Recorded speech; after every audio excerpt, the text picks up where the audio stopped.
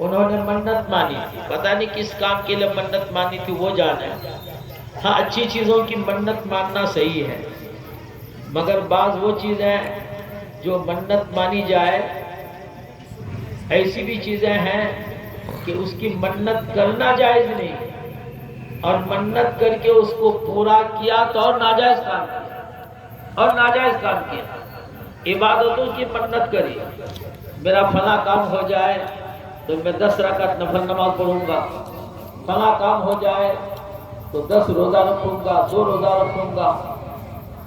روزہ نماز یہ ہے کہ اللہ نے اگر وسعت دیا میرا فلاں کام ہو جائے تو میں حج کروں گا، کہ حدیث میں حج کی نظر کا بھی تذکرہ ہے۔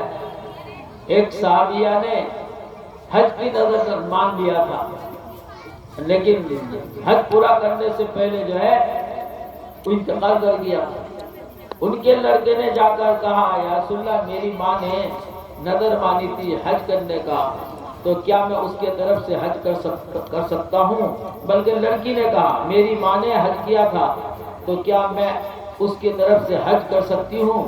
تو نبی پاک صلی اللہ علیہ وسلم فرمایا اچھا تمہاری ماں کے اوپر اگر کوئی قرضہ ہوتا تو کیا تم اس قرضہ کو ادا نہیں کرتے؟ بے شک۔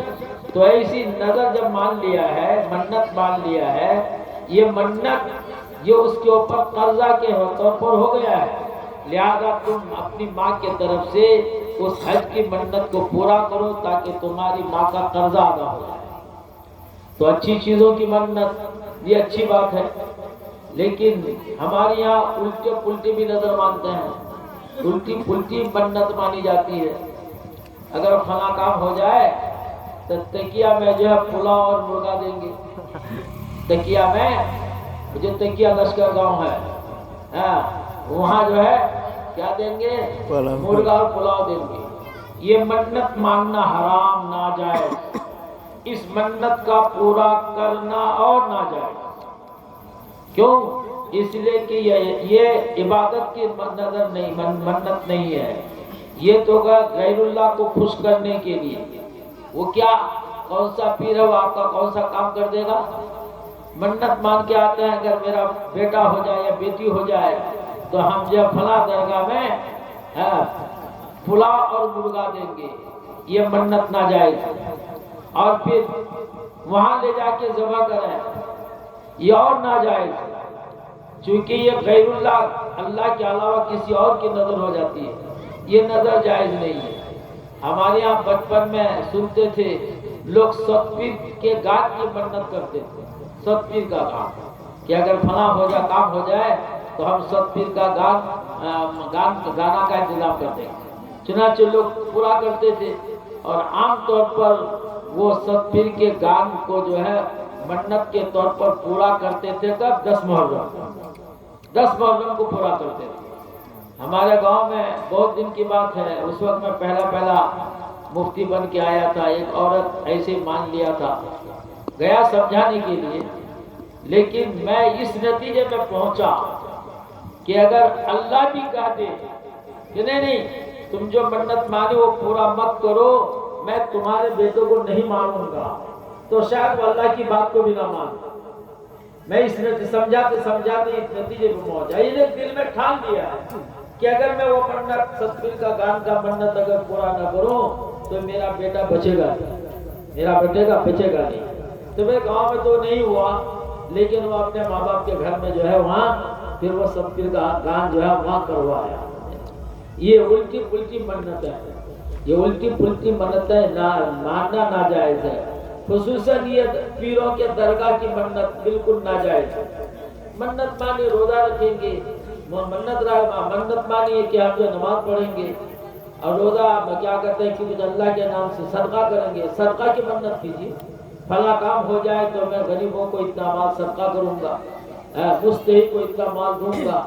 تو اس طرح جو ہے یعنی مالی عبادت کا صدقہ، مال خرچ کرنے کی منت کرنا، یا روزہ اور نماز کی جو ہے منت کرنا، یہ منت اپنی جگہ صحیح ہے۔ جلسہ کرانے کی منت کرنا یہ ایک مستحب چیز، آپ منت پورا کر سکتے ہیں، کوئی گناہ نہیں، لیکن اگر نہ کرے جلسہ تو کوئی گناہ بھی نہیں۔ کیونکہ یہ منت مستحب چیزوں ہوگی۔ منت ایسی چیز کو ہوتی ہے جو چیز شریعت میں واجب یا فرض کی شکل میں ہے، واجب یا فرض کی شکل میں ہے۔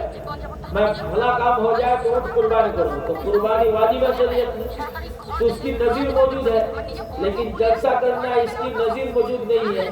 مگر ایسی منت اگر کر لے تو منت کا پورا کرنا جائز ہے، ناجائز نہیں ہے، چونکہ ایک عبادت کا کام ہے۔ بہرحال یہ منت جلسے کی منت جو ہے، آج کی یہ مجلس ہمارے یہاں ایک منت کی پورا کرنے کی مجلس ہے۔ اصل میں بات یہ ہے کہ اللہ تعالیٰ ہیلے بہانے سے ہم تک دین کی باتیں پہنچانے کے مواقع ہم کو دے دیتے ہیں، ہم کو موقع دے دیتا ہے اللہ پاک۔ کوئی جلسے کی منت کرے گا تو جلسے میں جا کے کچھ نہ کچھ دین کی بات سننے کا موقع ملے گا۔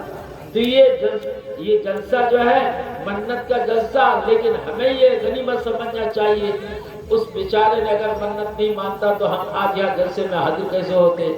بہرحال ان کی منت اور ہم کو اس منت کے پورا کرنے میں ان کی مدد کہ ہم جلسہ سننے کے لیے آ گئے تو ان کو بھی ثواب ملے گا اور ہم کو بھی ثواب ملے گا، کیونکہ نیک کاموں میں مدد کرنا چاہیے، تعاونوا علی البر والتقوی، نیکی کے کاموں میں مدد کرنا چاہیے۔ انہوں نے جلسے کی منت کی ہے، ہم اس کی مدد کریں گے کہ ان کے جلسوں کو سننے جائیں گے۔ ہو سکتا ہے کہ کان میں کوئی بات جو ہے پڑ جائے اور پھر بعد میں اللہ تعالیٰ کم سے کم اس سنی ہوئی بات پر فی الحال تو نہیں، بعد میں کم سے کم اس بات پر عمل کرنے کی توفیق اللہ دے دے۔ اس نیت سے ہم اگر آئیں گے تو انشاءاللہ دین کی باتوں کے سننے کے بعد اللہ تعالیٰ عمل کی توفیق بھی دے گا۔ میں نے قرآن پاک کی ایک آیت پڑھی ہے، ہم لوگ کا عقیدہ ہے، ایمان کا حصہ ہے، ایک یہ دنیا ہے، اس دنیا کے ختم کے بعد ہم لوگ کچھ دن قبر میں رہتے ہیں، لیکن قبر کی زندگی اور زندہ لوگوں کی زندگی ایک ساتھ چل رہی ہے۔ مرنے والوں کی زندگی قبر کی زندگی چل رہی ہے اور ہم زندہ لوگوں کی زندگی ایک ساتھ چل رہی ہے، لیکن ہم جو ہے اوپر ہیں، وہ مٹی کے نیچے ہیں۔ مگر ایک وقت آئے گا کہ سب کی ایک زندگی یوم آخرت کی زندگی ہو، سب کی زندگی کا آخرت کی۔ ابھی مفتی صاحب کہہ رہے تھے آخرت کی زندگی اس کا کوئی امتحان ہے، وہ ختم ہونے والی زندگی نہیں ہے، لیکن آخرت جو سلسلہ شروع ہوگا، قبر سے جب اٹھ کے جائیں گے تو حشر کا ایک میدان ہوگا، وہاں سب کے سب ہم جمع ہوں گے۔ جتنے لوگ آدم علیہ السلام سے لے کر اب تک چلے گئے اور قیامت تک آنے والے لوگ، یہ سب ایک میدان میں جمع ہوں گے جن کو میدان محشر کہا جاتا ہے۔ اس جمع ہونے کو حشر کہتے ہیں، جس میدان میں جمع ہوں گے اس کو میدان محشر کہتے ہیں۔ میدان محشر میں ہم سب کو جمع ہونا ہمارے حساب کتاب بھی ہوگا، کیونکہ یہ دنیا جو ہے یہ دارالعمل ہے اور آخرت دارالجزا ہے۔ یہاں عمل کریں گے بدلہ وہاں ملے گا، اچھا کریں گے تو اچھا بدلہ ملے گا اور خراب کام کریں گے تو خراب بدلہ وہاں ملے گا۔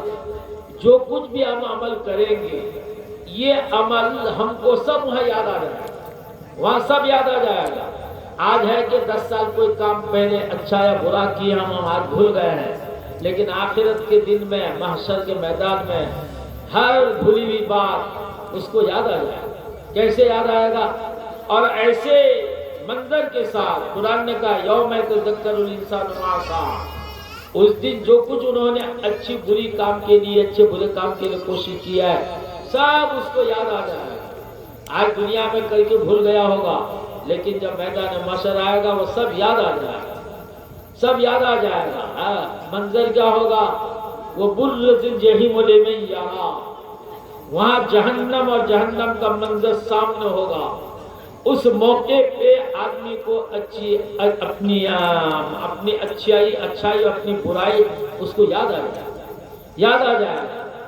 یاد تو ایسی آئے گا، لیکن دنیا میں ریکارڈ کر کے بھی رکھا ہے، دنیا میں ریکارڈ کر کے بھی رکھا ہے۔ سب سے پہلے ریکارڈ تو جس جگہ ہم لوگ اچھا کام کریں گے اس جگہ کو اللہ تعالیٰ بولنے کی طاقت دے، برا کام کریں گے تو اللہ تعالیٰ اس جگہ کو ہمارے خلاف بولنے کی طاقت دے گا۔ یومئذ تحدث اخبارها بِأَنَّ رَبَّكَ أَوْحَىٰ لَهَا، اس دن اللہ تعالیٰ کے ساتھ زمین بولے گی. زمین اپنے پشت پر، زمین کے پشت پر جو کچھ ہم نے بھلا خراب، اچھا کام برا کام کیا ہے، وہ ساری خبریں زمین بول دے گی. وہ مٹی کا ٹکڑا وہ سارا ہمارا جو ہے اللہ کے سامنے پیش کر دے گی. وہ مٹی پیش کر دے گی، مٹی کا وہ حصہ اس کو بولنے کی طاقت دے گا. یومئذ تحدث اخبارها، اس دن وہ زمین ساری باتوں کو بتا دے گی. اچھا کی ہے تو اچھا، برا کی ہے تو برا. اس لیے جس جگہ آپ سجدہ کریں گے نماز پڑھنے کی، تو اس سجدہ کی جگہ آپ کے موافق وہ حصہ زمین کا ہمارے موافق بولے گا. اللہ تعالیٰ اس کو بولنے کی طاقت دے گا. اللہ تعالیٰ اس کو، آج سوچتے ہیں کہ زمین بے جان ہے، اس میں جان نہیں تو بولے گی. زمین کیسے بولے گی؟ اللہ کی قدرت سے کوئی بعید نہیں ہے، اللہ کی قدرت سے کوئی بعید نہیں ہے. نبی اکرم صلی اللہ علیہ وسلم جب مسجد نبوی تیار کر لیا تو ایک کھجور کے درخت سے ٹیک لگا کر خطبہ دیتے تھے. جب ممبر تیار ہوا تو اس وقت ٹیک لگا نہ چھوڑ کے آپ نے جو ہے ممبر پر بیٹھ کر خطبہ دینا شروع کر دیا. تو وہ درخت رونے لگا.